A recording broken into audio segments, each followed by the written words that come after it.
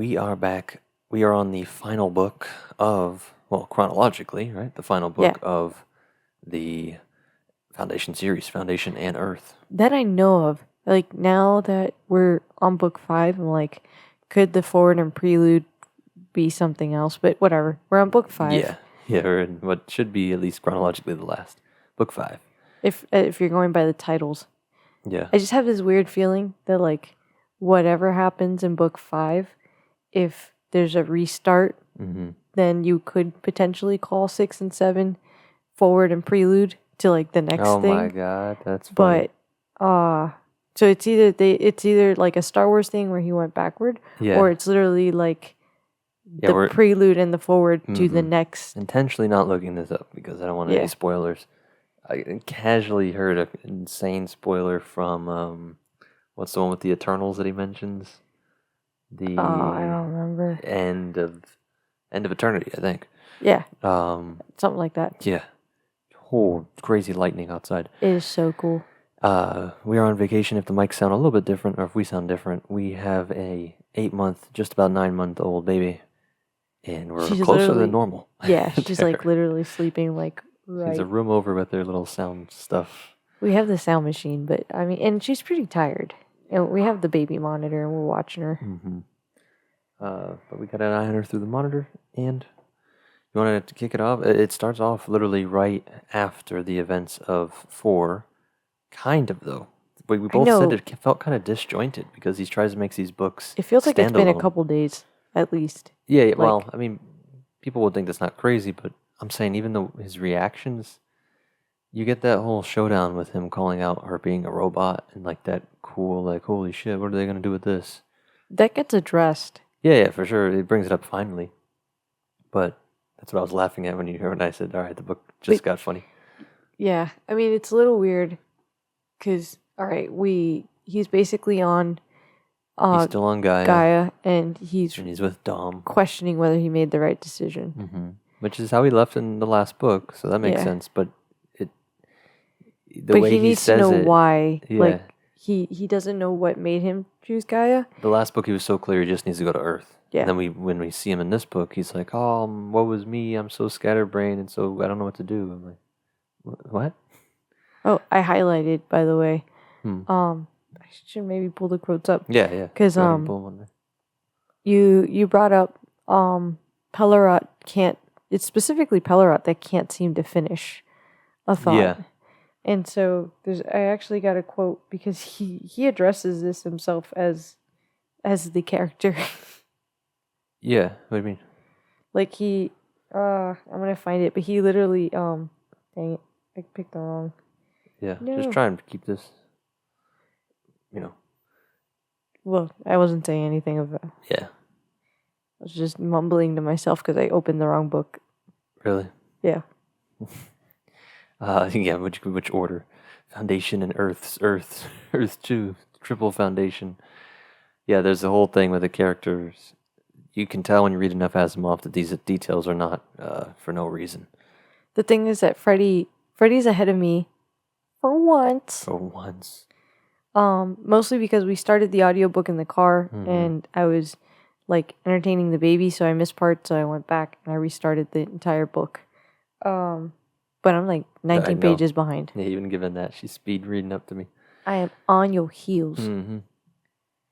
But yeah, because I was walking around the house trying not to give spoilers, but I was laughing, and one of the things is that this character, he keeps not being able to finish his thoughts. He keeps getting distracted. He starts talking about their friendship or something, and then he's on some history point. And he's like, oh, that's so funny. I just can't seem to finish what I was thinking. He's like, all right. Asimov's making that a point for some reason, which I can't really figure out. I don't have any predictions on what that's going to be. But there is a suspicious conversation. I guess, do you want to do just a quick summary? Basically, he's on Gaia. He's questioning his decision. He decides, or deep down knows, that he needs to find Earth. Earth is going to explain why he chose Gaia, even though he doesn't want Gaia. Because it's is paradox the word I'm looking for?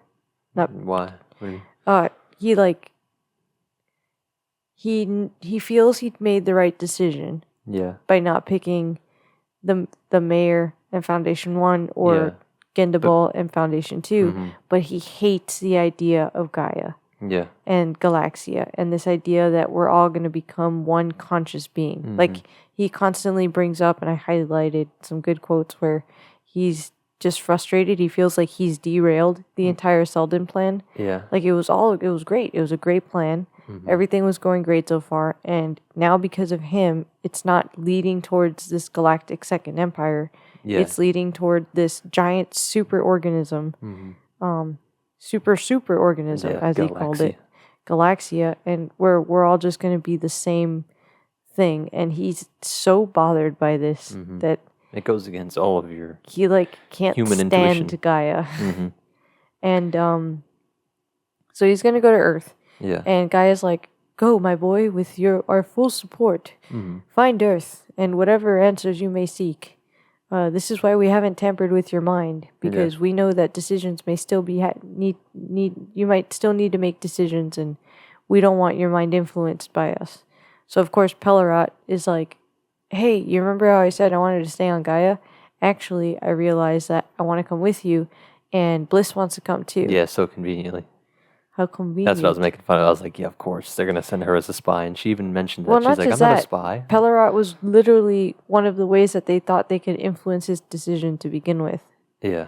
So, of course, now he all of a sudden wants to go. And, of course, he's bringing the girl, like... Yeah. Who he called a robot, who's now kind of being coy about it. She finally brings it up to Pellerat, like, yeah, he thinks I'm a robot. And he's like, what? He didn't even consider that. He was that's mind blown actually by what I'm looking at Oh, right cool. now. You got the quote? Yes.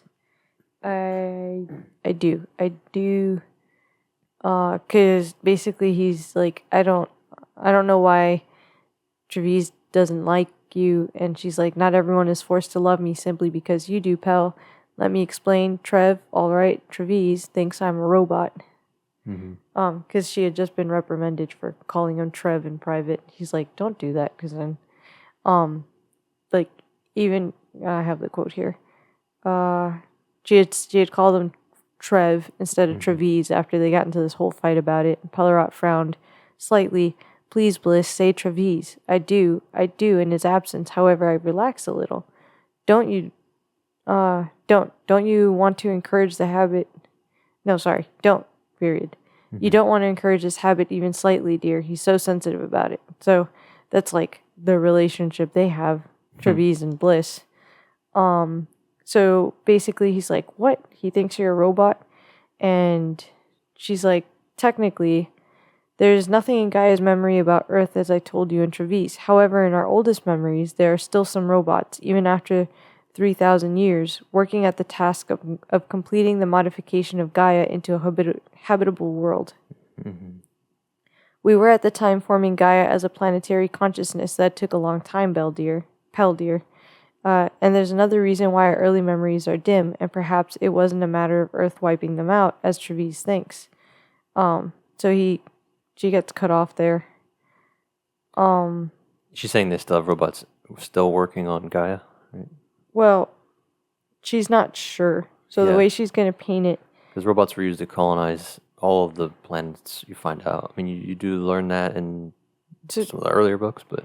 She tells him, well, as Gaia formed, the robots left. We did not want a Gaia that included robots, for we were and are convinced that a robotic component is, in the long run, harmful to a human society, whether isolate in nature or planetary. Yeah. Yes, but what if some remained behind? What if I'm one of them, 15,000 years old perhaps? Treves suspects that. Isn't it possible that I may be so cleverly artificial that in every respect, from largest to smallest, I am indistinguishable from the natural? If I were, how could you tell the difference between me and a true human being? Pellerat said, I don't think it's possible for you to be so cleverly artificial. Naive man. To be specific, how would you feel about making love to a robot? Because at some point she says, well, let's work. just hypothetically say that I am. Yeah. And he said, there are legends of women falling in love with artificial men and vice versa. This is so funny. Yeah, he had heard legends of people falling in love with what they called AI. Because in the last book, they literally hear the word robot for the first time. Yeah. I think it's a funny word. But there were myths and legends of people falling in love with artificial intelligence. He's realizing now that because they had just heard the word robot, they probably, the myths that had artificial intelligence probably meant to say robot and couldn't, which means all these myths should be reanalyzed because they're thinking these people are falling in love with like Siri. Yeah. And in reality, they could have potentially been falling in love with literally a human looking robot. Yeah. It's kind of the thing people do, like the gods and all that, they're actually aliens.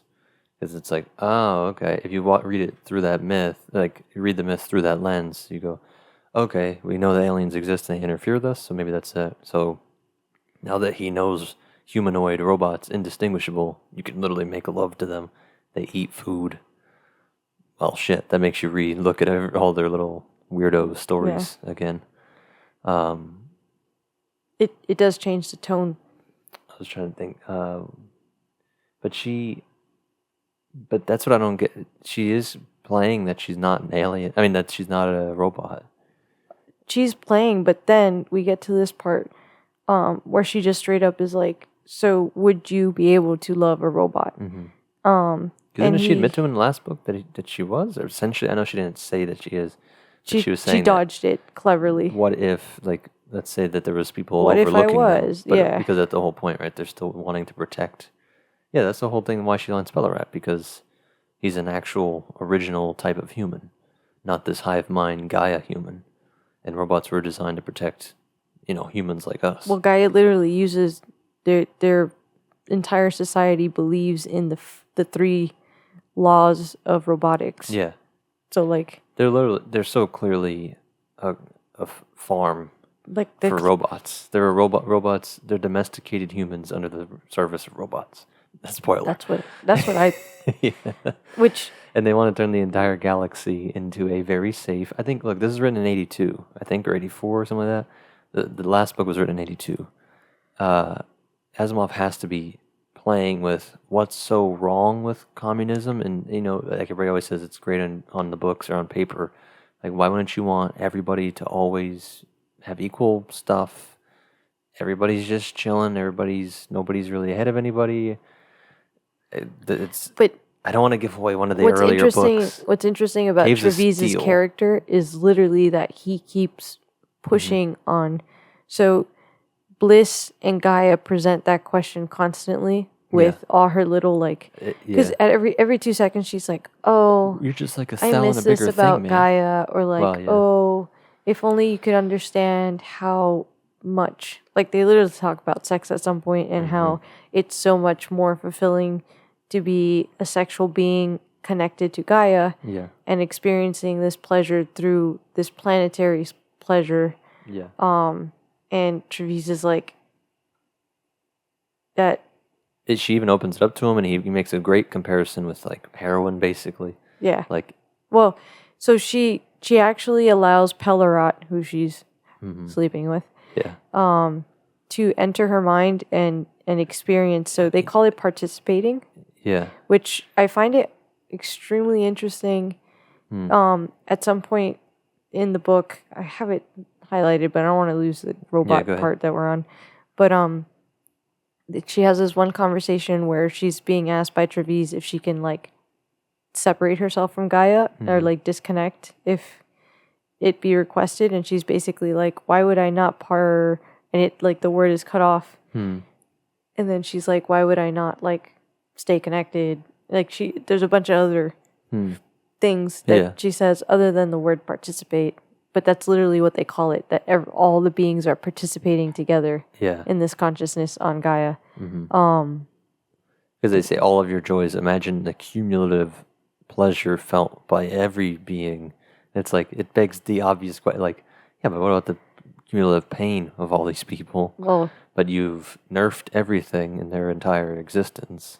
So I guess they never have low lows, right? That's the whole idea for it. I don't know, because supposedly she says that you potentially can, but I mean, it doesn't make sense that you'd be able to because you're not even in a constant state of high. She even meant it's like buzzing. It's like a twinkling star is what she compared it to. Like, well, that's you do Pellerat, have fluctuations that are up and down. So Pellerat, when he is when they're having sex, she basically allows him into her mind temporarily because he says that due to his age, he's been explained this, due to his age and how long he's been in what they call an isolate. Yeah, which means an individual, basically, not a being connected to Gaia for even as much as 10 minutes can literally leave him with irreparable, unrepairable brain damage. Yeah. Right?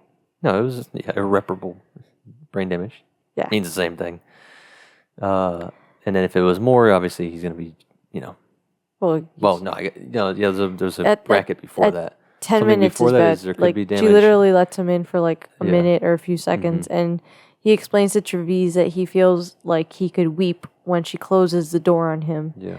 In that connection, because it's so fulfilling. And he swears he's still himself too, and he's not like addicted. That's what I meant by the heroin connection. That Trevise is like, dude, it's like a drug, because of course it's gonna be okay. Really, your life's not gonna be ruined. Your body's not gonna be ruined after a couple, hits. But Trevise is like, if you keep connecting, you're gonna keep wanting it. You're gonna want it longer, or you're gonna, and eventually will be. It'll be an addiction. You'll lose your mind. Yeah, this is just 1-to-1. Think of a skooma addict in a Elder Scrolls. So he tells him, he's like, whatever you do, don't let her continue to do that. And he was like, well, she doesn't even really, she told me I shouldn't. Like, I'm kind of the one that really, and he's really then you stop. And he's trying to point, they keep claiming that they're just like us. They're us plus. Like the South Park, everybody has the Disney Plus or this plus. What's that new song? Huh. They're not like us. No, yeah, exactly. But they're new song. It's humans. They're still individuals. They still have all the great things about being individual. They just also have this communal, planet-size organism, collective thoughts of, I think they said billions, right? People they have a couple billion. They had people. what billion? But they're still individuals. They all swear they're still individuals. And Trevise is trying to say, like, that's just not possible. How is it possible that your brain works just like our brain, but if you tap into this collective thing, it'll kill you. You go brain dead. Yeah. So clearly this is two different things. Like something else is. You could say it's better. You could say it is a higher form of consciousness, but you can't say you still have individuality. But keeps because they have to be brain dead. Fighting he keeps making this, that point. He feels like they're not better. Like the fact, they're dimwits, and not dimwits, but they need him. It proves one funny point that he also stresses. Like he keeps. I know you probably have that highlighted somewhere, but he has a whole part where he says there has to be something that is unique about being an individual, like me. Yes, because you don't have it. I do have. Yeah, like I think I have that somewhere. Like clearly, your style of it's not perfect. And if it's not perfect, maybe we shouldn't impose it on the entire galaxy. Also, so Commander Shepard. There's this duality happening because we have Trevise and this computer on the ship, and every time he connects with it, he like mind melds. The whole holding hands. He's getting better about this. Obviously this is the last book there, so. But he literally mentions, he says, I won't say her, too. He's like, he forces himself not to think of it as her. You usually call a ship a her. Yeah, and he's holding hands with her. And he's picking on his friend here with his robo-girlfriend. But he literally mentions that this must be how Gaia, the planet, feels when it merges with everything else, except that he's the one in control. But then that would make it so that... And the ship is... submissive to him. Yeah. So I don't know if they're trying if in his mind his fear is that the robots are like Trevise to the ship and the humans on Gaia are the ship. Yeah. And like sure, this is all hunky dory great if you're kind of like the one in control. And you get a cool parallel because that's probably exactly what's obviously he's going for that, but the little details and scenes, Pellerat asks him, why do you still look at the view screen? Like, the robot has it, it's hands-free navigation. You don't need to. He's like, I know, it's just a habit, really. He's like, I just there's something rewarding about me checking the scanners and seeing stuff, even if I know the robots do it better. So I'm saying, like, there's there's this autonomy or self-reliance that's lost, and he's already seeing that with his automated ship. Yeah, where And he the doesn't ship have does to do everything. calculations. He doesn't have to You scan even admit that other the ships. ship's computers are so much more sensitive. Mm-hmm. Which, by the way, let me just get so. Mm-hmm. Is the lady, because we are touching on this idea of like, can you fall in love with robots? Mm-hmm. And so we have Pellerot, I don't call it love. and because she basically asks him like, how do you feel about making love to a robot or falling in love with a robot? And he says, it seems to me then that a robot that can in no way be distinguishable from a human being is a human being. If you were such a robot, you would be nothing but a human being to me. That's what I wanted you to hear you say, Pel, says Bliss. Yeah. Now that you've heard me say it, dear, aren't you going to tell me that you are a natural human being and that I don't have to wrestle with hypothetical situations? Yeah. No, I will do no such thing. Mm-hmm. You've defined a natural human being as an object that has all the properties of a natural human being. If you are satisfied that I have all those properties, then that ends the discussion. After all, how do I know that you're not just a robot who happens to be indistinguishable from a human being? So that was actually Bliss to Pel. Yeah, it's true. One thing I don't want to lose, I mentioned this last time, we can't know that there is a metaphysical realm, a qualia is what it's called, like pleasure, joy of food, like you can know all the molecules in the food, you can know what it means to be sour or spicy or something, but we have a qualia, it's a personal subjective experience of these things. And no, if you had a robot that literally was like, oh, wow, so spicy, it says the right words, it does the right things, it has diarrhea after, all the things, I don't know that there's a mind in there that actually experienced what it's like to have spicy food. Know. Yeah, I mean, you can mimic all the outcomes. Like an algorithm, like if they've Dom studied says people... that, I think, and so does Bliss. Bliss says it explicitly somewhere. I don't know if it's in the last book or this one. I think it's both. Somebody keeps bringing up, but if the output is the same, then it is the same. And that's kind of the same idea with that. If you have the exact same organs or your exact same thing down to the molecule, let's say we call it a robot, we think of like metal and stuff, but what if you had bioengineered things? It's a synthetic life form, but it's literally like a clone in a weird way. It's like a, but would you know that it's thinking? Clone's a bad example, but think if you could do it with something else. Just sticking on it. It copies everything humans do. You don't know that there's a mind. You don't know that you created a mind.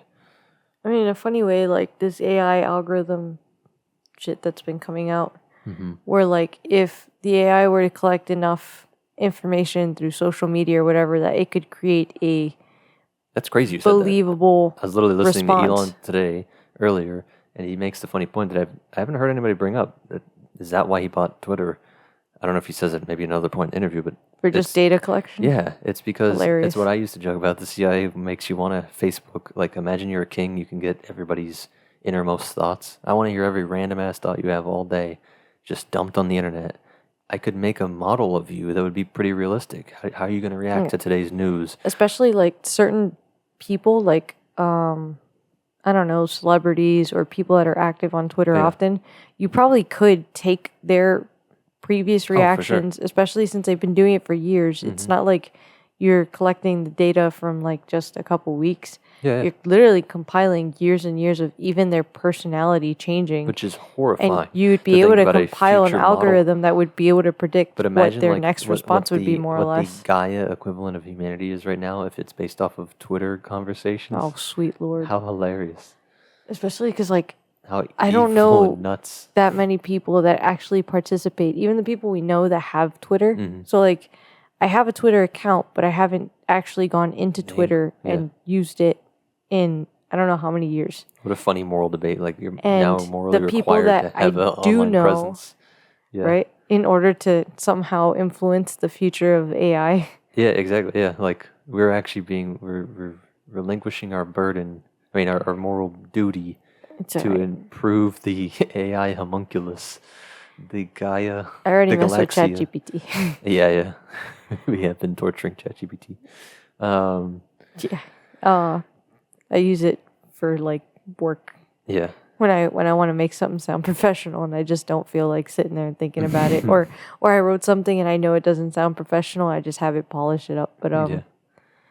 But that is what he was doing. I mean, that is what he was working on. He makes the whole point. Like, that's hilarious. what he's working, it's called, I always want to say Gronk. It's Grok. The name of their AI, he's like, it should be first because they have privy access to everything, but... All I'm going to say is this is not the first time I've accidentally stumbled upon. Yeah, really. But go ahead. I had no idea he had come out with that. Mm-hmm. Wait, They said this before, but I never really thought about it in that context. That kind of like, it's funny, I keep making Mass Effect comparisons, but like the Human Reaper is like if you distilled all of humanity into one being, the Reapers always make one entity that is the embodiment of that being, which is crazy. Gets into ancient like god concepts, like there was an oversoul. Also, I meant to bring this up. There's a whole thing called a noosphere, which I think is a Catholic guy, fought World War One, and he believed there's a good Jimmy Akin video on it. It's basically a collective consciousness. It's a super intelligence above us. He's talking about, it sounds like AI type shit, but he was writing this in the 1910s, 20s. And he's a Catholic, so he thinks that there's still a God also outside of that, above that. But he's already talking about a global sized consciousness. We're all neurons to the larger human brain, to the human mind. Oh, like humanity has a will. They make this analogy throughout the book. I know her. Like, you're like a cell, and I love that it's basic, simplistic kind of entry level philosophy shit. Well, he shuts it down. He's like, he does do it perfect. The cell is not conscious. It doesn't have a sense of I. Whereas we all do.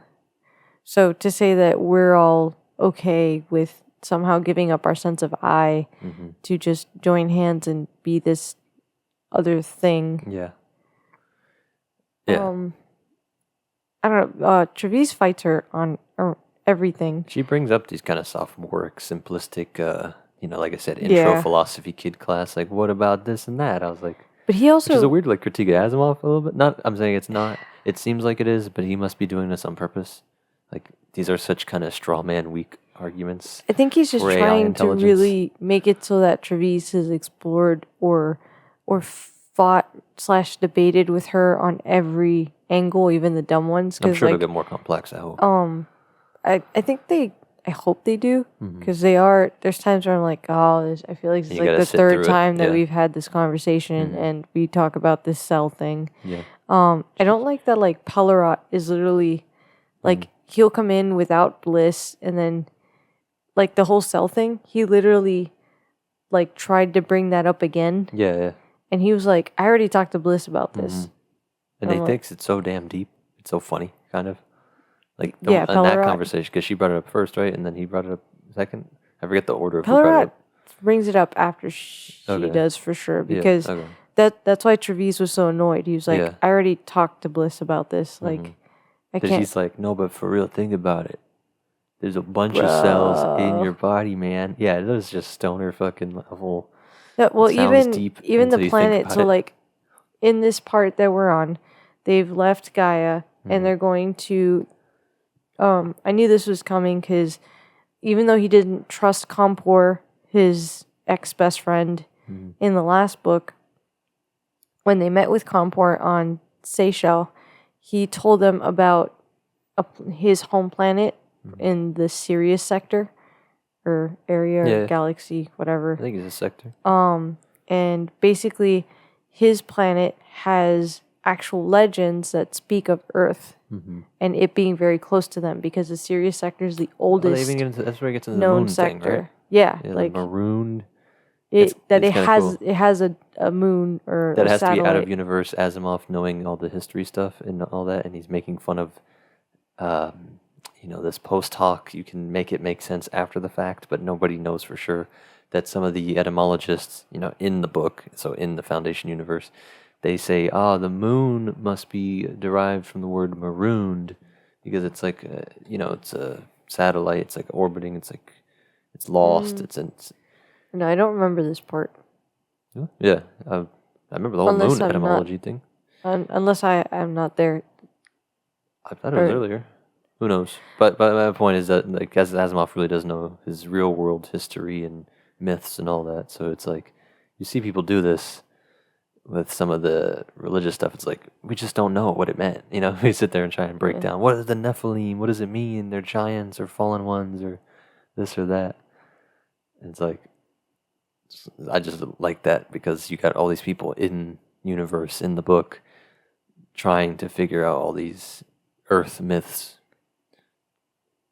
Because like you said, they all have something, but the moon one's a huge clue. Well, literally, Polarot says that if a planet doesn't have a large moon circling it, because on top of that, the moon has to be a specific kind of ratio. Because I guess some planets just have tiny moons. Don't get me started. Did she just get me started? Yes. It's literally the best, not the best, I don't know, whatever you want to word it. Even Neil deGrasse Tyson, he famously says that if you wanted to make like a religious argument or a design argument, I mean, it doesn't have to be God. It could be aliens did it, man. Like the moon's ratio to Earth is almost, it's perfectly sized. It's not technically, but it's almost perfect so that we get an eclipse. Almost no other planet we know of can have a total eclipse, or the sun, or the moon is the ratio that it is to us in between.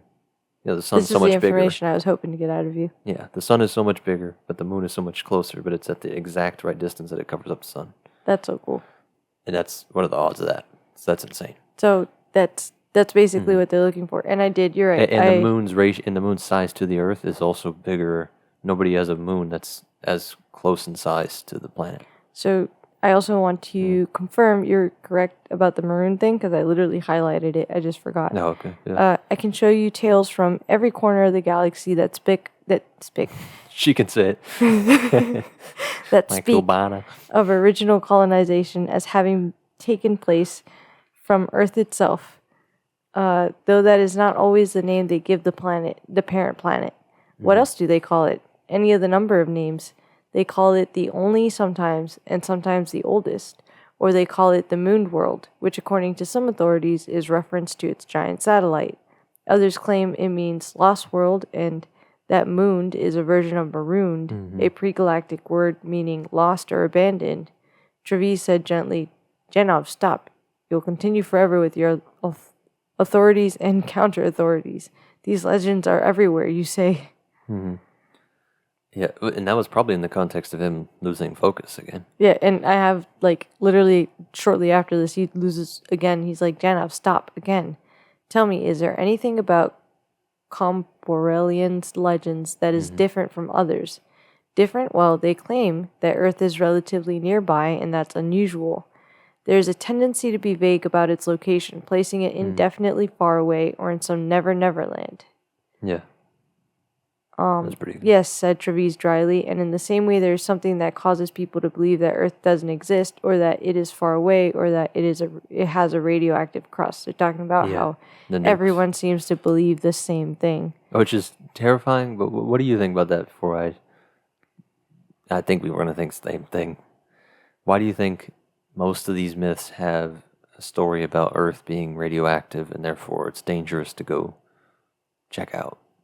I mean, the obvious thing would be that we did do some nuclear something. Yeah, and he's writing this again, peak Cold and War. And we had to flee. Early 80s. Yeah, like it's if you put yourself in Asimov's shoes, that's what everybody's saying. That's what everyone was afraid of. So it would make sense that he would write a science fiction where we would have to actually leave. But there were you're robots. Thinking deeper than that.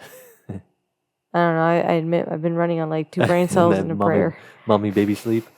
I just find it very interesting that you have a running theme throughout all of Foundation, whether it's first Foundationers with the religious... With the nuclear power. Spooky spooks. Yeah, well, that too. I wasn't really going there, but just you create this aura, you use superstition and fear. It's like a holy place or it's a dangerous place. To keep people away. Yeah, whether it's the basically a museum, but the university in the library. Yeah. On Trantor. Yeah. Or whether it's the mules. The technology itself, like you can't just break this shit open and try and learn it yourself. Like this is a holy relic that the first Foundationers. We also have only them can handle these holy. The mules like house. Yeah, on everything his that planet, like on his is planet when they go there. everything of importance that Yeah, is secretly it's connected to the plot. you're told to not go there. Hmm. It makes sense. And honestly, what I don't understand is like, so we've seen, and I don't know if Asimov just wouldn't have had the knowledge because the knowledge. But what's that place? Yeah, that loser only wrote fucking 500 books on various topics. I mean, just because of time though. What No, I know. what Go was ahead. that place that had Just the? a hilarious way to start it. It's in Russia, where they had the nuclear meltdown and Oh, like Chernobyl, if it even yeah. happened yet. Yeah, I don't know. That's funny. That's what I mean. And then Yeah. like so time has passed, but we've already seen life is coming back to Chernobyl. Yeah. So would he have been able to predict how long it would take life? Because like in a funny way, because this was written when it was. Yeah, it was written. If I mean, it happened in '86. you're scaring away these people with this radioactive crust Hmm. that like you're gonna tell me how many thousands of years later Yeah, that it would still be an issue. it would Literally s- 20,000 you're gonna years tell me later. there's no life there. Huh, You so it was you written can't the approach same them. year as Chernobyl, but I don't know if But he wouldn't know. that it would work out. Like yeah, you wouldn't know how long it would take. Like That it has such a bustling look at how tourism. long we're talking about life returning to it I now. know, yeah. So There's already some or like a life. few years ago. Mhm. So and he's not been around for But a those while. also aren't nukes. But to your point, people do think, I mean, life would survive a total nuclear, I mean, literally what sea about life. what about But it's where? but only 20,000 years. If you're talking about real evolution coming back, Also, in a like funny that way, wouldn't happen the necessarily radioactive in crust 20,000 years. doesn't necessarily have to be from a nuke either. What else? I don't know. But technically, if we're using nuclear power and someone does some, like if the entire planet's on nuclear power and something happens to like the grid, if it's all one grid, And you're also, it's hilarious. Like everything's radioactive to that funny point. Like people Yeah. that worry about everything, like technically heat, like is radiation. Everything's radiation. The light is why I'm like, switch is it radiation. was a so little fuzzy, but the crust is radioactive. But I It's get like, it. well, yeah, of course, there's uranium where in the Everywhere. time and place where he wrote this, that was the worry. and like you said, the surface level. The obvious thing is, yes, he's trying to make it sound like He's we making just it sound nuked like we all of nuked Earth, everything, and and like luckily we escaped Earth. now is it just robots over there, like silently manipulating everything Mhm. from Earth, or are there people there? Yeah, could be. You'd think nuclear stuff messes robots worse, but Does it? I don't think it does. I think that's the whole point of them. I mean, we also don't know. Colonizing. These robots are so. I'm fuzzy on some of my early details, but even one of the classic short stories from the robot series about where the three rules. It's one of the most famous ones that I'm playing with the rules. Basically, they work in the most hazardous conditions that humans can't work. So, Yeah. to your point, could they be? Oh, where Working he on was like Earth. a nanny and he gets sent the robot. It was like the robot nanny, No, and then well, the dad sends it away to work in a factory, and then he saves the little girl no, yeah, when that she was goes to amazing. I think visit. that's the first one. I'm thinking of somebody's at some mining place. No. Something gets really hot. We're gonna have to read I all the forget. short stories again. I know that's gonna be a bliss.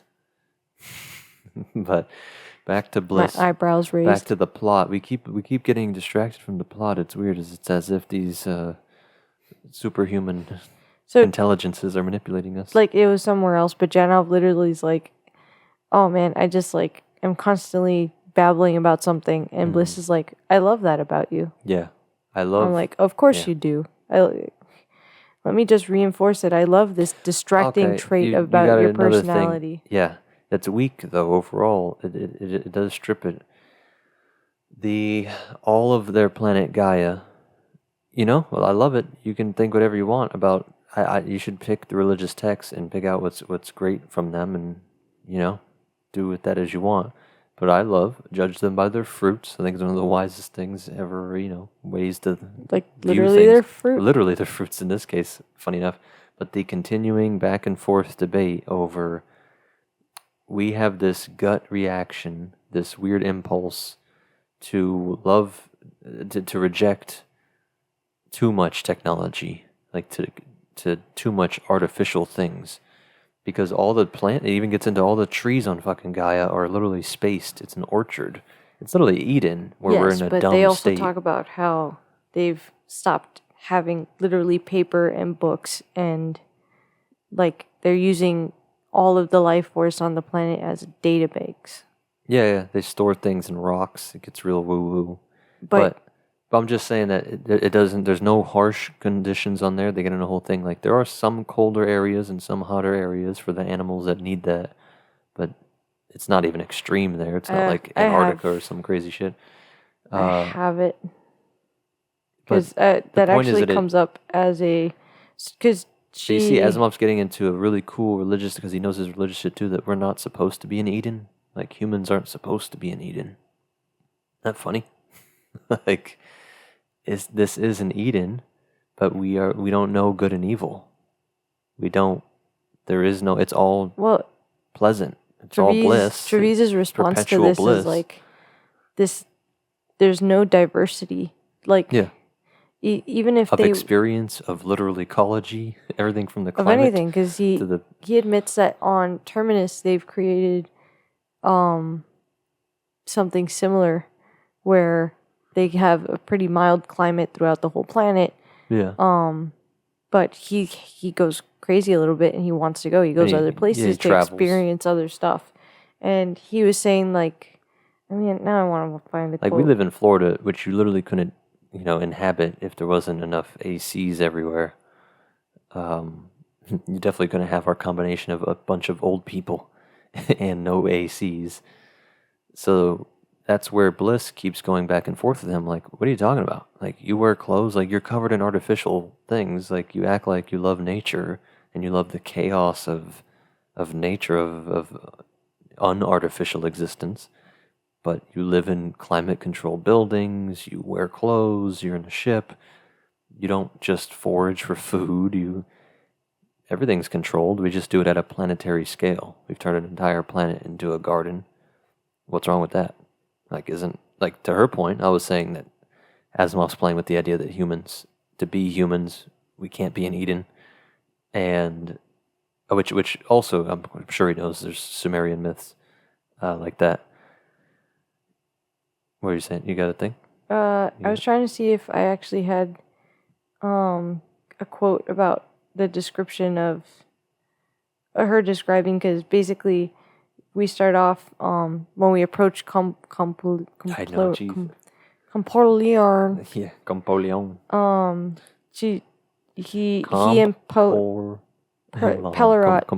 Pellerot's like unhappy because up until this point, and it's funny because Pellerot literally is like hoping to see something that sounds like Earth. Mm-hmm. And he doesn't. And then let me see. All these, like, every planet that they visited so far, all 3 of them. Yeah, I know. He's a real space jockey. Yeah, he literally calls himself that. Mm-hmm. They're just covered in, like, clouds. So Trevise starts explaining to him how you can tell if it's habitable or if it's cold, and Comperleon is cold.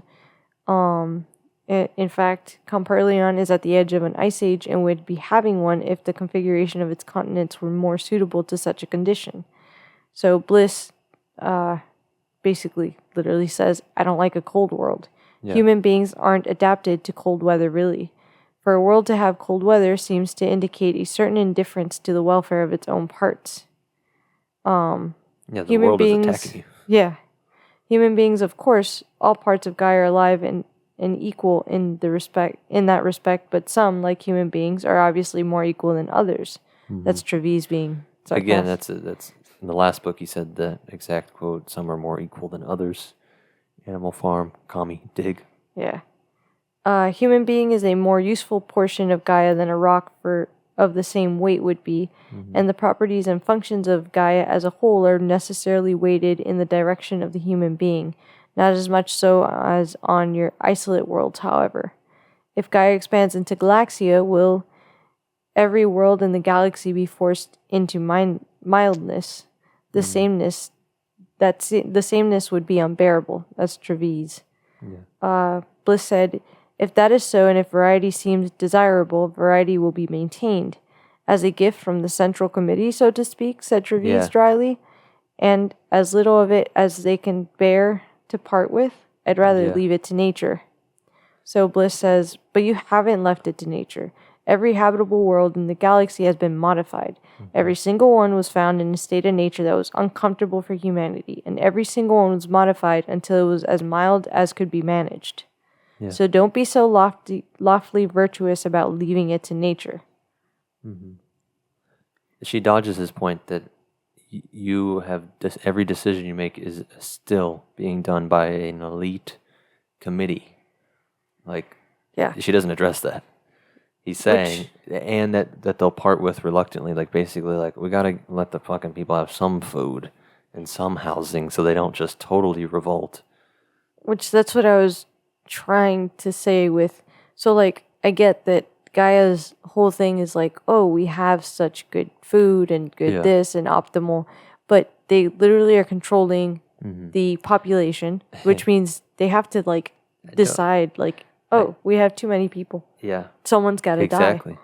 die. They keep the population down, not to an exact like person number. It fluctuates. She literally says it fluctuates. But she says they're an ideal everything. Yeah. So, but that means that they also are like... There's an ideal range of fish in the fucking sea. Yeah. Like, which of course makes sense. So they're constantly killing things off or forcing things to have babies. Like, they're farming. But this is, but this is what Asimov's playing with. Like, but that's true, no? Wouldn't there be a number of things, of wild animals, of a certain amount of cows, or whether it's, people worry about CO2 emissions and this and that, like, there has to be a factually true numerical balance that you really could. Who decides this? And then who decides who it is that's going to be killed off? Because then, okay, so Gaia's just going to control its population, but we also individually have feelings. So, like, you can just decide that tomorrow we have too many people and I need to be... who's we? Still. And who's we? Like, who's picking? And are they ever the ones on the chopping block? Yeah, but show me that. Obviously not. Gaia just, its leaders, its version of Stalin goes, oh wait, actually I'm wrong. And this is my frustration with myself. their whole information thing, because as they're leaving the planet, they have different Gaians like standing just watching, and it's their version of recording, that was so dumb. In quotation marks. And they're like, we're just recording from different angles and different brain types. So you're an individual. Which sounds so cool, but they're still going to study them as a whole, and they're still going to compile some kind of conclusion from all of them. Supposedly, the memories from all of these angles will be stored, but like the conclusion will be studied. So whatever conclusion will be really what's passed along the masses.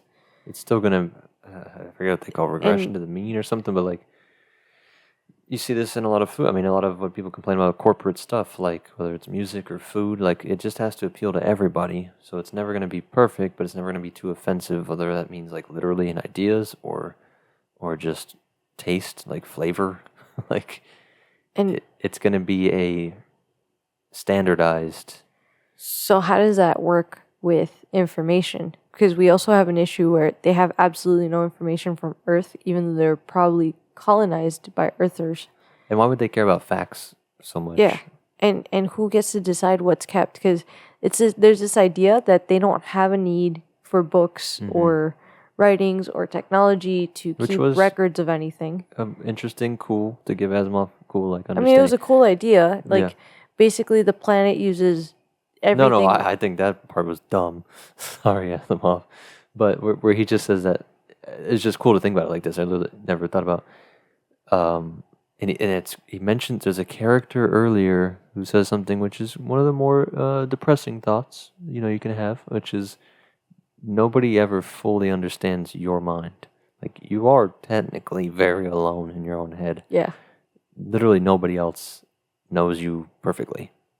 That's kind of crazy. The whole universe, except before that and other after. Voice you hear. Huh? Nothing. Yeah, those other guys that are always talking in your head and shit. Those guys get me. Those guys are the only ones. Besides those fellas, keep me up at night. Besides them, but I forget which character mentioned it. But you are alone in your head. You are a one of one trapped in your head to some extent, no matter what, and forever. And he mentions that before speech, everybody was like that. Nobody knew how to convey thoughts and emotions to each other. Oh, that's actually Bliss. Oh, shit. Well, what I'm saying, it gets to her point. But then you could write things, and then you could speak. So then that doesn't exist over time. You got to be there in person and you talk to somebody, and then it's very one-to-one communication. You can go tell that story to somebody else. So speech as a technology is a way to transmit thoughts to another person's mind. And then you get writing, so it's transmitting thoughts across time, cool, and without, the story isn't changed if it's in writing. You can keep referencing it. But she says all we've done is internalize that. So we are both not losing data, just like writing. It's transmitted, just like speech, but it's still in your head. Like, it's just the next technological leap, which ironically, so now there are no words and there is no speech and no writing, but it's still recorded because they figured out how to record things in almost like a quantum. I don't know. Think about there's quantum particles, quantum entanglement throughout everything. Every atom has these subatomic particles. So, what if the rocks, man? What if you could record things on the rocks? I mean, that is actually what they do. That's what I mean by, I'm like, I get where Asimov is going, but I'm like, come on. He asked her for something. Like, there's literally a moment where this is like shown to you where he asked her something and she like stares off into space. And then she comes back a minute later and she's like, sorry, that took a minute because I had to go into the mountain roots to get this information, and that takes a minute to dig up. But yeah, okay, that was funny. I think she literally says that, right? Yeah. Yeah. But you know what I mean? Like, think of it as, and she makes these points. This is what I mean. This is Asimov hashing out, playing devil's advocate, like steel manning both sides. Like, but why not? Your brain is just made of atoms, and you think it produced a mind.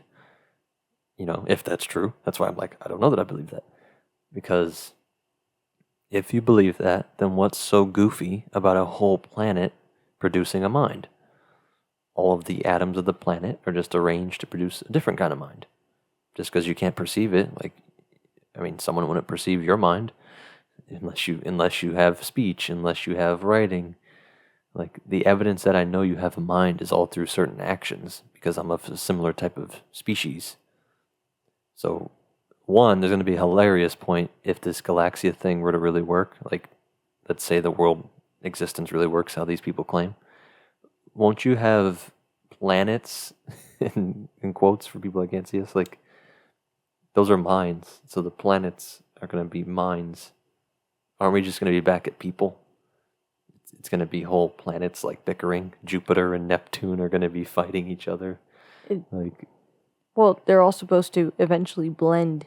Yeah, eventually. Like, that's what Therese means. But like, when before you get mob will unity, we all be the same, like, mildness? But he's focusing on that they're all going to be the same. But I'm like, there's this weird, very goofy, just as weird as it is to say that I'm one person, even though I'm a collection of, like they say, trillions of different atoms and stuff. But I think it's produced this one identity. The whole planet is going to produce an identity.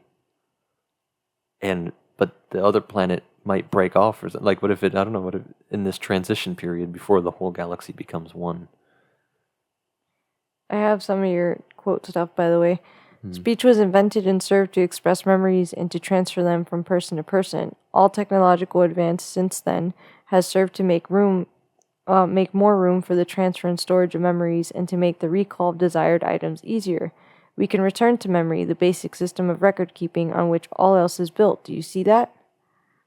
Are you saying that the sum total of all brains on Gaia can remember far more than a single brain can? Of course. Whatever I might want to know is in an individual mind somewhere, maybe in many of them. If it is very fundamental, such as the meaning of the word chair, it is in every mind. But even if it is something esoteric that is in only one small portion of Gaia's mind, I can call it up if I need it, though such recall may take a little bit longer than if the memory is more widespread. I scan Gaia's total mind. Therese said, how do you keep all the information from pouring into your mind and bursting your cranium? Are you indulging in sarcasm, Therese? Pellerat said, come, Golan, don't be unpleasant. Actually, said Bliss, the population is stable and oscillates about a particular number and is slightly in excess of 1 billion. I can tell by how much the number exceeds or falls short of the mean by extending my consciousness and, feeling the boundaries. But human beings are not the only living things on Gaia, Trev. Do you mean the animals remember too? However significant quantities of advanced data can be and are stored in animal brains, also in plant tissue and in the mineral structure of the planet. The intensity is low, but the volume is so great that a large majority of Gaia's total memory is in its rocks. It takes a little longer to retrieve and replace rock memory so that it is the preferred place for storing dead data, so to speak, items that in the normal course of events would rarely be called upon. What happens when someone dies whose brain stores data of considerable value? The data is not lost. It is slowly crowded out as the brain disorganizes after death, but there is ample time to distribute the memories into other parts of Gaia. As new brains appear in babies and become more organized with growth, they not only develop their personal memories and thoughts, but are fed appropriate knowledge from other sources. What you would call education is entirely automatic with me, us, Gaia. Mm-hmm. The planet, however big and however diverse, represents one brain. Every new brain that arises is melted into the whole. Where's the opportunity for opposition, for disagreement? There is internal conflict, said Bliss. Not every aspect of Gaia necessarily accepts the common view. It must be limited. Yeah. Bliss said without open Alright, emotion. yeah.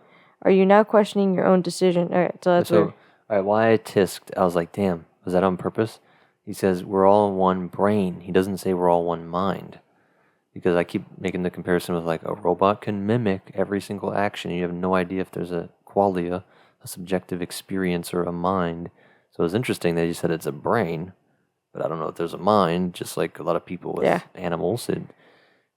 Person says you shouldn't eat any meat at all because it has a sense of self, and people debate that. With how far down like I say, it seems weirder to eat chimps and dolphins and elephants or something, but maybe not, some super simple brain. But the next part says the fact that they disagree, like they're still claiming that they have their own identity, that they say I. Their pronoun thing says I. And you do have this scene where supposedly Bliss goes to see Dom. Yeah. Dom. She's making fun of that. They got rid of my boy. Scott Brick, the greatest sci-fi, one of the greatest narrators, period. But especially, it's just, to me, it's synonymous with, it's not just Asimov, but especially Asimov books. But they changed him. We lost a great narrator for this one, and he pronounces things differently. And if you guys have been listening to the whole series, we keep not knowing how to pronounce anything. So apparently, I was joking, like, there's no canon. Nobody gave these guys nobody told them how to say these names. Yeah, because in Star Wars, that's a huge nerdy shit to get annoyed at. The point is, there is a scene where she goes to see him, and she's like, sorry, that took a little longer, but we were having a, difference in, it wasn't necessarily a disagreement, but it was, a difference in interpretation or view or something, and she went to go clear that up with him. So she uses that as, an example. It's funny, I don't even know if she uses that. It would have been a good example. But I think Asimov puts it there as, a way of saying, look, they can have misinterpretations, even though they're one brain. And she had to go talk to him. They clearly must still be individuals. Yeah. But what do you mean? What's so deep? That's her trying to say, that's it? That they're individuals? Well, she actually doesn't tell Travis, look, I had to go. She just mentions that happened. That's just kind of thrown in there, she's like, sorry I was late because they were about to leave. Yeah, I don't know what to think about that. Why don't I think that that's pretty good evidence that they're not just brainwashed, mind-controlled? Because it's not. Oh, what I want to do... Well, why is it not? I don't know. I feel like Travis on this. Yeah, right? No, but this is what Asimov's playing with. But it's not wrong to trust your instincts because our instincts get into this noosphere, this overman. Like I said, he knows his history. I keep saying that, what we think of as God has really been Plato-ized. Why would she have had to go talk something out with someone that shares a brain with her? She could be faking it, too. I mean, everybody could be lying. Yeah, that's true. But hold on, I want to list that point that when ancient people thought of God, the idea of a genius, our word genius, we think it would just mean smart, but it literally meant a soul, a spirit being, different groups, you're in the army, you're military. There's this emergent like America, the soul, the spirit of America, man. Yeah, like different things, like different cultures do seem to have different spirit, definitely different times. Uh, if something happened to Germany in the fucking 30s, like there's these things that just sweep through and animate whole cultures at a culture scale, and then sometimes they go away, sometimes they stick around. Um, Man, I'm losing it. The second Stay on foundation. the thread. I know, right? Second Pellerat, foundation's stop trying it. to get me. What was I trying to say there? Stay focused, Pellerat. With You can do it. her trying to Pull the thread. that our intuition is part of that oversoul. I'm so proud of you. That you have your, like they say from a simplistic, that if you fuck up your gut and you have like a brain in your stomach, basically you have a shit ton of nerve endings, and that's what they say, like, oh, you get a gut feeling. Like, that's not, there's woo people that take that too far, like most things, but it's not crazy to think sometimes your thoughts, what manifests as you might think is depression or different things, sometimes it is a gut thing, not so much your brain's misinterpreting it sometimes. It could just be a body signal. And so intuition and impulse and these weird other gut feelings you have, for lack of a better term, it comes from it's not just your brain, not just literally your brain matter in your it's skull. your body. It's a larger system. It's a holistic system outside of just actual brain matter, just the organ of the brain. It's your whole organ as a body. And then I'm losing. No. that all of what Gaia Galaxia represents is going against the very system that gave rise to you. So if You're there's this abandoning emergent this bigger thing, instinct. you're not just a brain and you're not just a body, like the Galaxia's part, you are a culture. You did raise, I speak English, like, which was imposed on my ancestors at a certain point. Like, you are the product, like, aren't we though? One big old fucking Earth, like, being? Like, how are we not Galaxia right now? We are. We were a rock with no life, and then as Alan Watts says, the rocks start peopling. They start producing people and little minds on them. But couldn't you evolutionary trace? We are just Earth, manifesting life in different forms. And I go, I know, but that's through chaos and randomness and not committee control.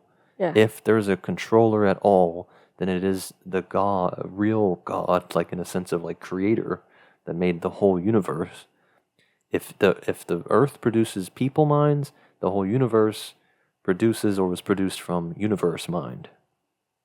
So let's let that fucking control things and not the committee of Galaxia folks. And Yeah. second foundationer bastards almost got me off my trail. But that's what I'm saying. That's what I'm saying. Asimov is trying to play with here. Like, why do you have an impulse that it's so wrong to have a committee that runs things when all they're trying to do is turn the whole universe into your house, where you have a thermostat, you like the floors clean, you like a refrigerator with processed food.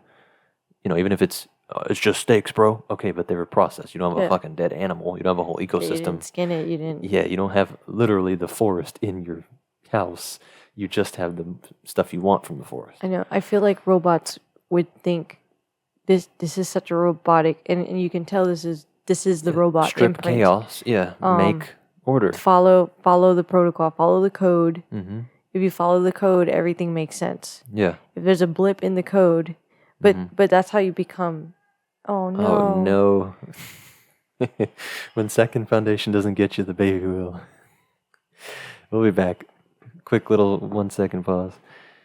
Baby is moving around on the camera. It's okay. I got you, because I want to bring up that point before we get off. You were saying about the robots basically thinking in robot mode. They're going to want to think in terms of code and just stripping away and just like programming was take care of humans. Humans like XYZ, make the whole universe just XYZ. No bad things.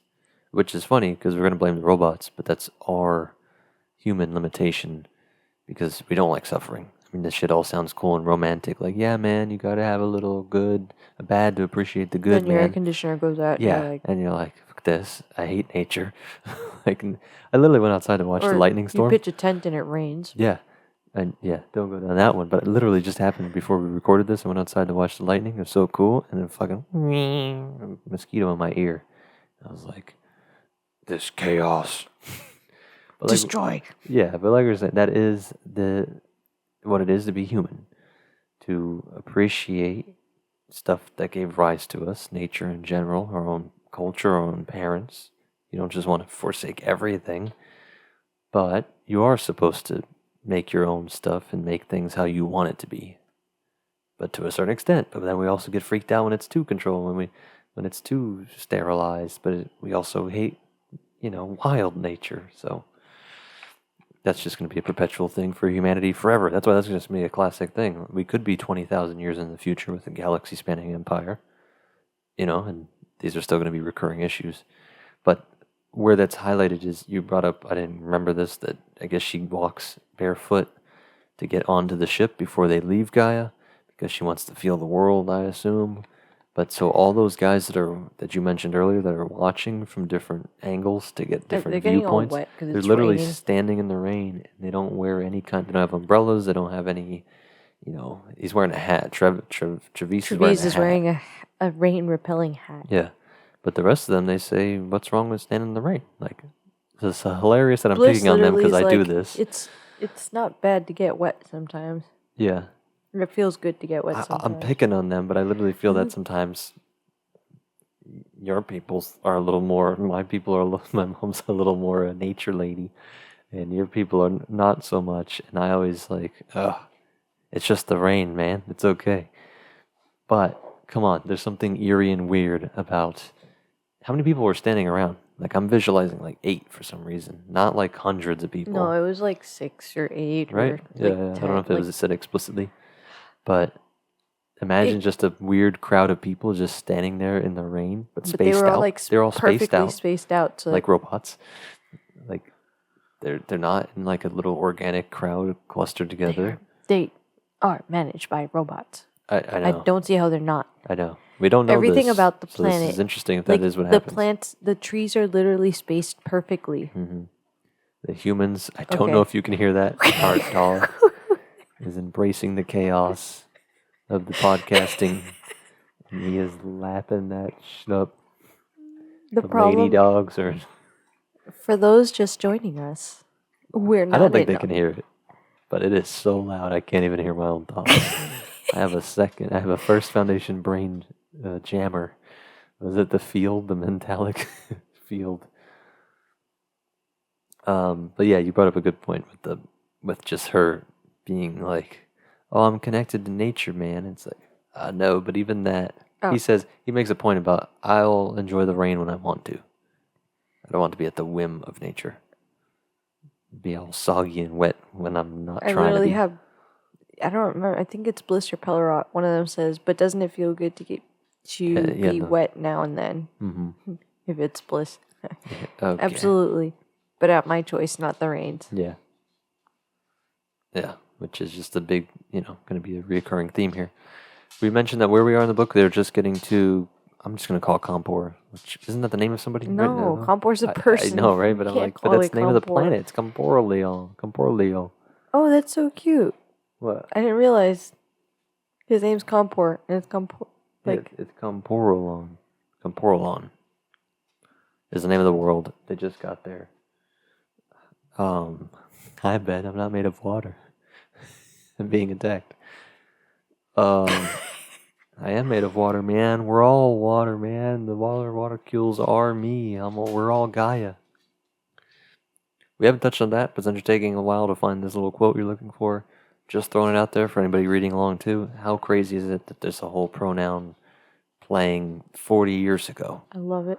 I'm like, oh my god, there's a whole conversation which these pronoun obsessed people would have loved. I think because they have to well, I see it's I, we, Gaia. Ben So is, just refer to me like that. Ben is literally signaling that he wants to go to bed. Oh, yeah. He's walking up to us, and then he walks. Our dog puts himself to sleep. Oh my god, that's dark. He can't handle. He goes to bed. Like, after a certain hour, it's usually after like 11, that he starts to like stand by the bedroom door because his bed is like next to ours, and he stands like by the bedroom door and basically is like, I would like to go to bed. Before Yeah. the baby, we used to just keep the door open, and he used to just walk himself into bed Mm-hmm. and lay down and go to sleep without us. Mm-hmm. He would get his little tea and his little sleepy hat and little cap, like a picture in. And if we got too loud or rowdy, he would come out. You give us sleepy eyes and go, guys, you're adults. Get to sleep. It is time for bed. Yeah, our little old man doggy. So he's doing that right now, but the thing is that since we have the baby, we can't, like, he can't be going in and out and in and out and in and out. Mm-hmm. Because, especially here, there's like vinyl floors and he's got these clicky nails. Mm-hmm. All right, bud, calmate. Yeah, he's like, it's bedtime. Yeah. But it's not. Tricks on you. Go ahead. You had a thing you're looking? You'll be okay. No, no, the only quotes I was really kind of looking at was like, I was kind of interested in touching again that one topic of the records. Because we have them supposedly with this collective mind and the records. And he basically the conversation goes that Gaia has knowledge of like when they were established, but they don't have any record of Earth or where Earth might be located or anything related to Earth. So quotes that I have, But their records went back to 15,000 years, right? I think somehow they got to 17,000, if I remember. I forget, I had it here. But he makes the point that that's kind of close. Something was before the Empire. 15,000 consolidated. years ago then. Is that when Gaia was settled? No, to the best of our knowledge, that took place some 3,000 years before that. Okay, so 18. Yeah. Yet, before you could rely on your collective memory, Gaia must have kept records, Bliss. Records in the usual sense, recorded, written, filmed, and so on. I imagine so, but they could scarcely endure all this time. They could have been copied, or better yet, transferred into the global memory once that was developed. I find no sign of these earlier records you speak of. Why is that? I don't know, Treves. I presume they were proved of no great importance. I imagine that by the time it was understood that the early non-memory records were decaying, it was decided that they had grown archaic and were not needed. I, as an isolate, presume something else. What do you presume? First, there is something I am sure of. A civilization in being is not likely to destroy its early records. Far from judging them to be archaic and unnecessary, they are likely to treat them with exaggerated reverence and would labor to preserve them. In the Library of Trantor, all reference to Earth were removed by someone or some force other than that of the Trantorian Second Foundationers themselves. Isn't it possible then that on Gaia 2, all references to Earth were removed by something other than Gaia itself? According to you, Gaia was founded at least 18,000 years ago. That brings us back to the period before the establishment of the Galactic Empire, to the period when the galaxy was more settled and the prime source was... to the period when the galaxy was being settled and the prime source of settlers was Earth. Pellerot will confirm that. If then, said Treves, Gaia was founded in the early days of hyperspatial travel, then it is very likely to have been colonized by Earthmen, or possibly by natives of a not very old world that had not long before been colonized by Earthmen. Yeah. Something seems to be seeing to it that Earth is not mentioned anywhere in the records of the galaxy, and if so, there must be some reason for it. It is Gaia that insists that my special talent is that of coming to correct conclusions on the basis of insufficient data. If, then, I come to a firm conclusion, don't tell me I lack evidence. Yeah, which was a great dig at them. Yeah. So, we have, flood myths, thing like this, or even like creation myths where, you could dismiss like creative thinking. You're going to come to some similar solution, but these are things that we still have records of that are, at least 5,000 years old and stuff. How the hell do they not have it? Nobody preserved the myths. Like Well, all these other cultures preserve their myths. even Pellerot, there's another part later where he's talking about this. It was around that same part where like they're talking about the Earth and the Moon, and he's like, what ends up happening with history. I'll even find it.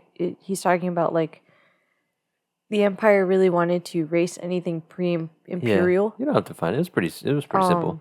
They don't want you to think of yourself as a think about if globalism were to happen here. That you don't want to think of yourself as a country. You want to think of yourself as a global. So they wanted to think of themselves as imperial, not So anything American or pre-imperial Earthling. that had you be an individual planet or have this patriotic like heritage was they were trying to erase it. But what ends up happening is that instead of being totally erased, it if anything becomes myth or fable and like over exaggerated. Yeah. So where like, oh, like Earth was far away, like no, Earth is in hyperspace.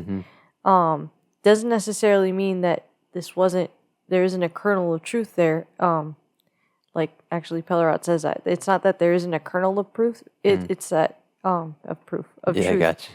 It's that what is that kernel of truth? Like which part of the fable is it that is that kernel of truth to chase down? That's the I'm the surprised mystery. I haven't got to this. It's gonna be lame if this happens because it's like you should have done. With real myths, I want to do this. I still haven't come across this as much as I'm annoyed that our fictional characters haven't done it either. But nobody's done like a just big old Venn diagram. What do they all have in common?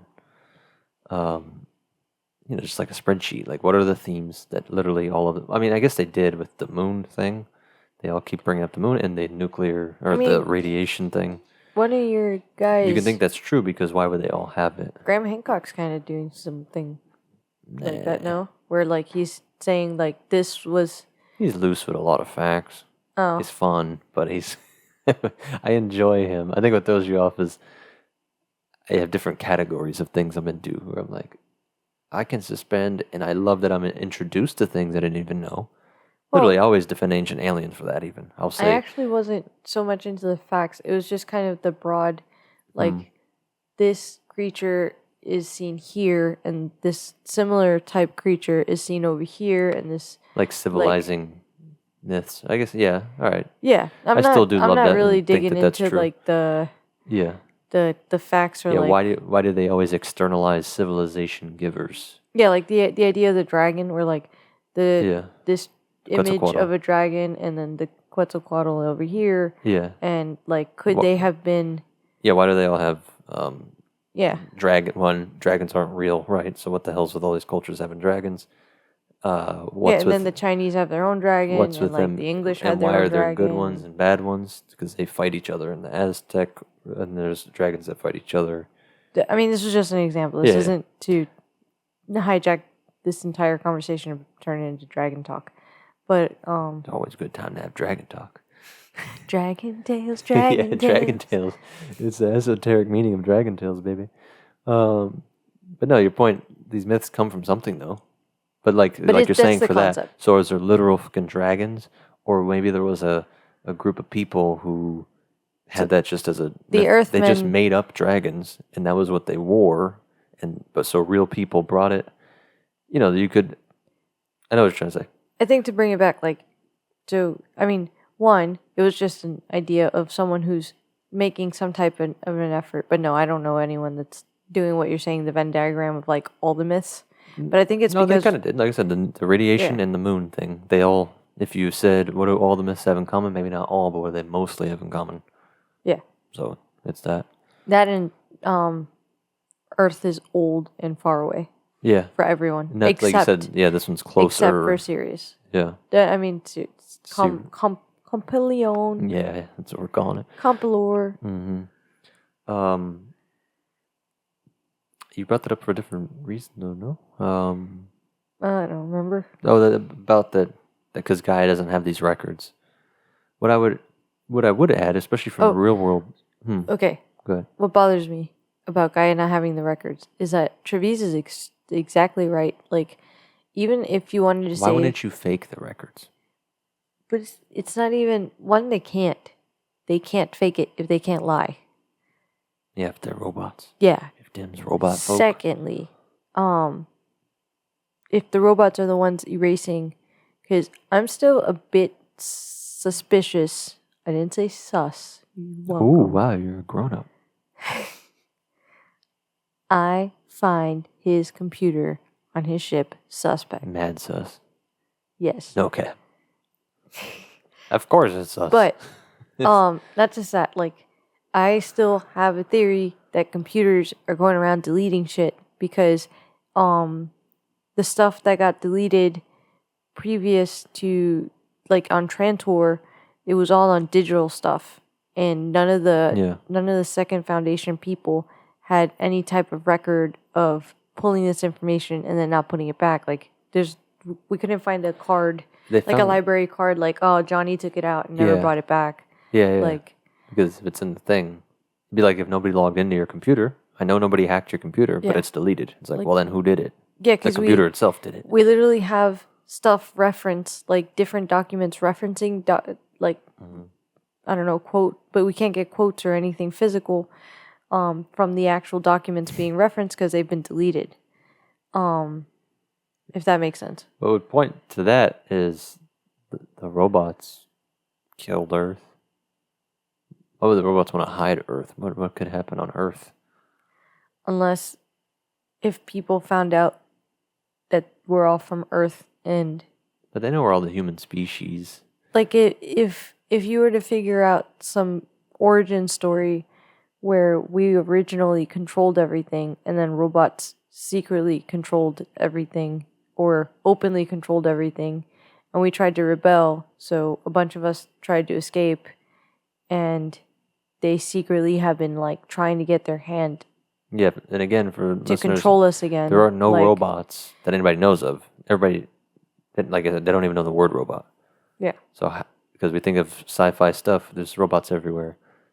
This is a whole galaxy-spanning empire with no robots, at least that anybody's aware of. And just like there's, the Second Foundation telepaths, the psychic Illuminati that secretly runs things, what if there's a robot secret society running things since Earth? You really gotta read Caves of Steel. It's so cool. If that ends up being where this goes, it would make Caves of Steel so... It just adds a layer to it to be like, damn, that's what came of that. That's not a super spoiler. It's all part of the world, of all of his universe. I guess after this, depending on whether Forward and Prelude... Yeah, or actually Forward and Prelude, or if they're actually the Forward and Prelude to the next... Yeah, I think they're chronologically set before Foundation, the book one. But we'll see. I think that it's a bit of a critique or unrealistic, whatever you want to call it. You have Gnostic branches of, like, Christianity or even just other people. I think I don't even specify them, just millions of versions of different Christian takes that think like somebody else was interpreting it wrong, or they're hiding this information, or there's all these different religious conspiracies on what the actual true narrative is. And I think that's, if something of this scale were to happen, it would look more like that, where them going around actually deleting information is kind of nuts. What would that have to be like? I guess it'd be the true record, but also, why did they start doing that so recently? Mm-hmm. Because supposedly they were able to see that some of these things were deleted recently. Yeah, like, it's not like... Because Second Foundation people realize that. Why the sudden need to delete these records? This wasn't 20,000 or 15,000 years ago. Yeah. It wasn't 5,000 or even 1,000.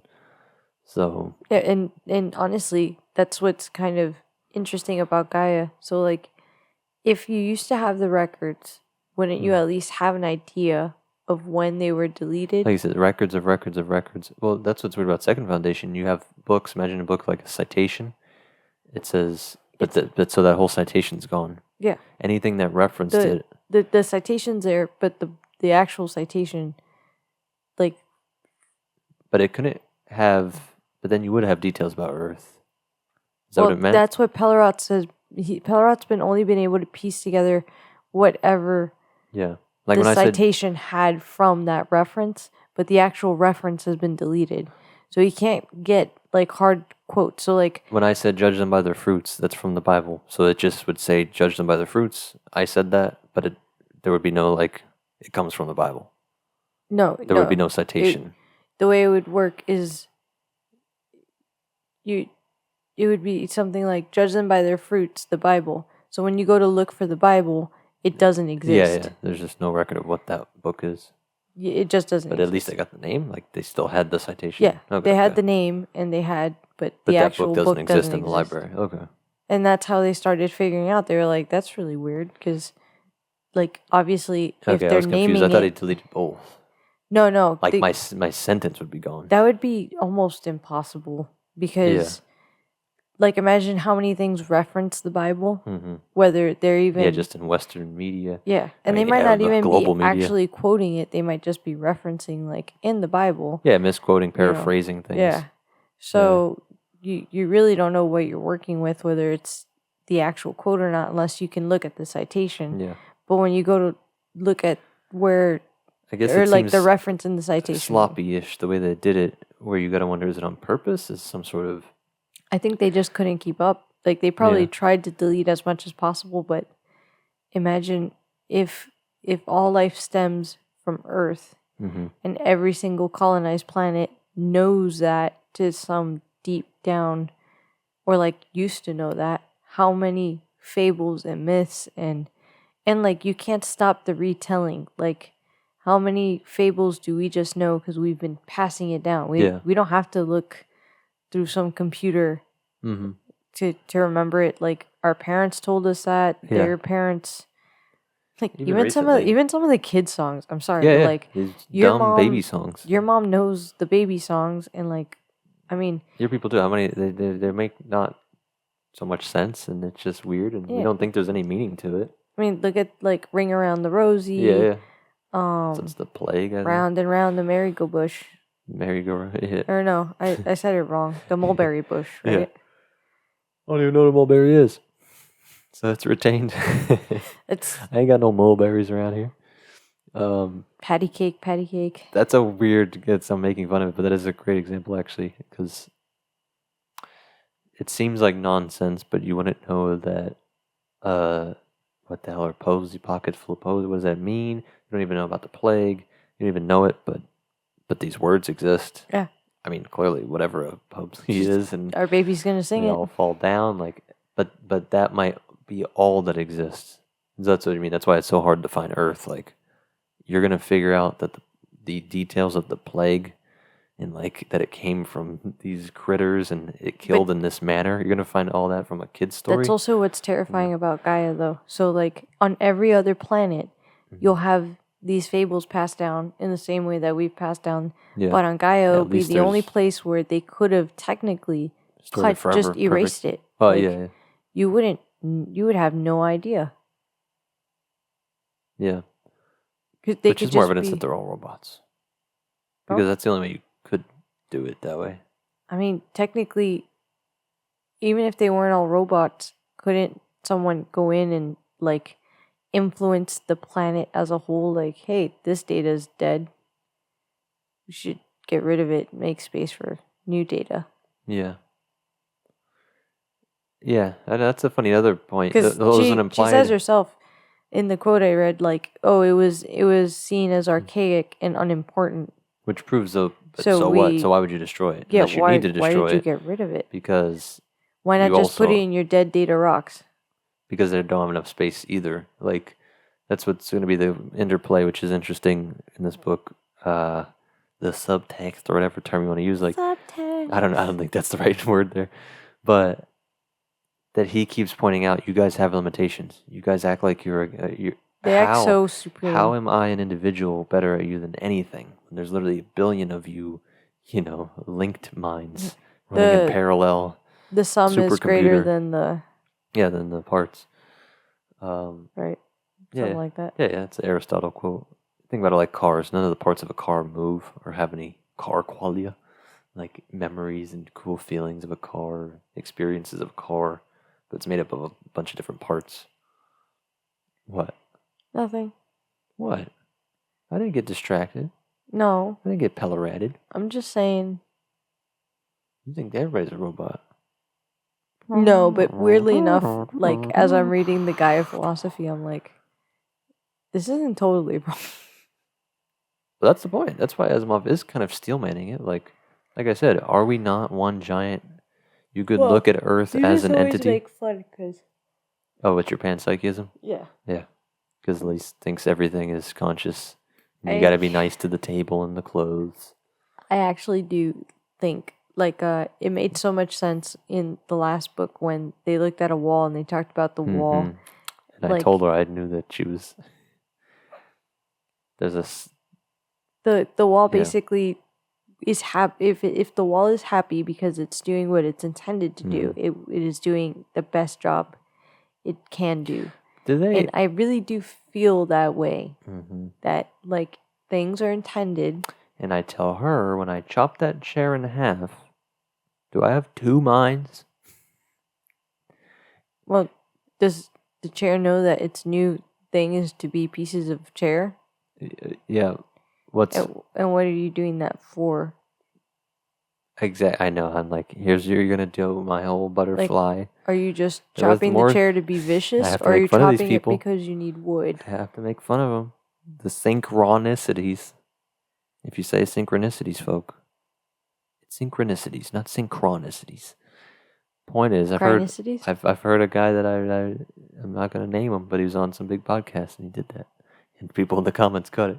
Synchronicities. We saw there was a little caterpillar in the house, and we've been making this analogy that I think that, you know, even with our kiddo, people act like there's no sense of self in there. And I'm like, it's just different types of being. That's different, right? No, it's not, because. Oh, I mean, like we could do an entire. For sure, but don't worry, I'll keep it tight. I'm no pellerat.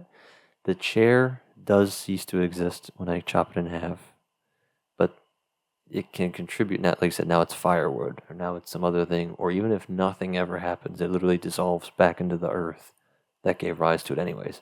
So if you zoomed out on a large enough scale, you had a time lapse photo of Earth, like Alan Watts, like the Earth starts peopling, like the chair turned into a billion things. It was a tree, and then it was a chair, and then it turned into dirt, and it turned into a bird, and then it turned into. It's like, what the fuck? It's like, but that is life. But it is different than saying the wall is alive. Is there something like to be a wall, is how you would word it in theory of mind. The wall doesn't think it's alive. Gaia. No, the wall thinks it's a wall. Actually, the wall doesn't think. I actually have that quote. Because Bliss gets mad and she's like, the low level. She basically says consciousness doesn't mean something is alive. It just means it's conscious. Yeah. Which have fun. Have fun. What do you mean? Figuring out that one. How? It sounds nice. Sounds pretty. But what does that mean? Exactly what it said. It's not that complicated. You exist in time. If you have consciousness and you also have time, don't maybe bring Zorvan into this. You know, my Persian friends. Bring whoever you want. That whose name you can't. Yeah, bring the Avengers team. My Persian Avengers.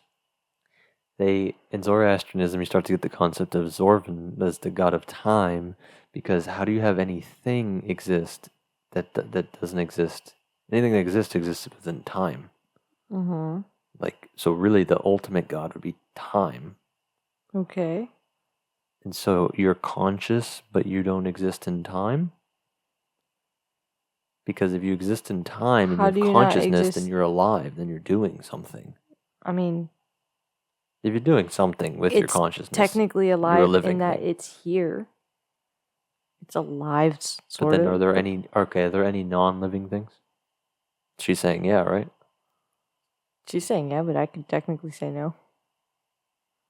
You could say no, there are no non-living things. Yeah. Yeah, I know you can actually. Let's try to call you bluff. There's no. If you're a robot, you would say that, yeah. Are you gonna fail the Turing test as a human being?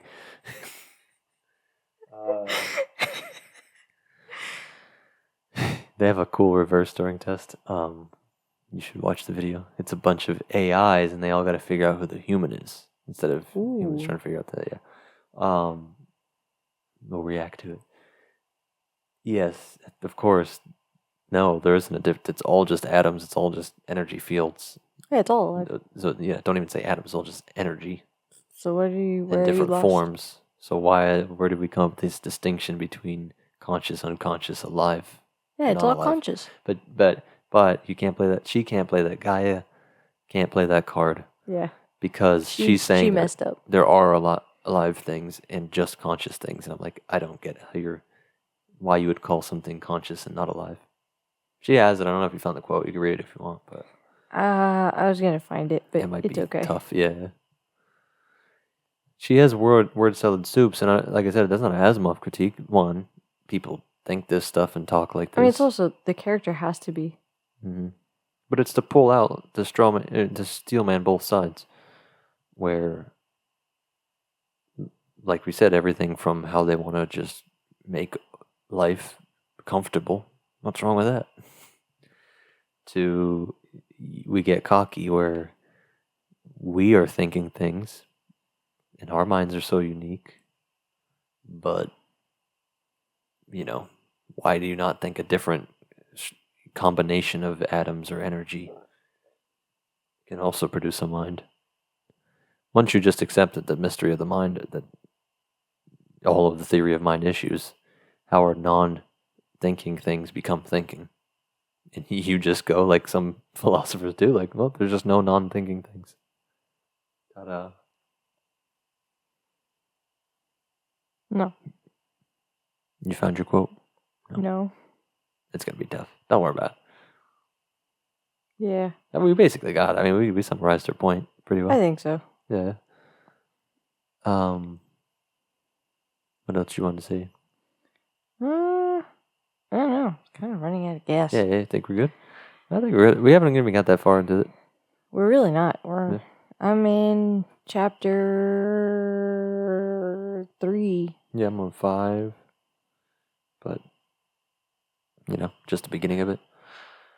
There's no big major plot changes or nothing. At least she admitted that she admitted that she's being accused of being a robot. We'll see what comes of that. And I'm sure there'll be more debates on consciousness. She's a robot. We will see. Although it was funny, it occurred to me. I was like, watch Pellerot be the robot.